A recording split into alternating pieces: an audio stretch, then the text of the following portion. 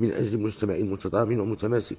رابعا، في مواصلة مسارنا التنموي من أجل تحقيق التقدم الاقتصادي وتعزيز العدالة الاجتماعية والمجالية.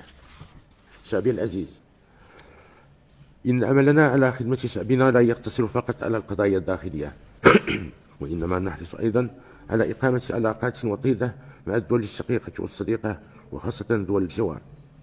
وخلال هذه الأشهر الأخيرة يتساءل العديد من الناس عن العلاقات بين المغرب والجزائر، وهي علاقات مستقرة تتطلع لأن تكون أفضل. وفي هذا الصدد نؤكد مرة أخرى لإخواننا الجزائريين قيادة وشعبا أن المغرب لن يكون أبدا مصدر أي شر أو سوء، وكذا الأهمية البالغة التي نوليها لروابط المحبة والصداقة والتبادل والتواصل بين شعبينا. ونسأل الله تعالى أن تعود الأمور إلى طبيعتها ويتم فتح الحدود بين بلدينا وشعبينا الجارين الشقيقين.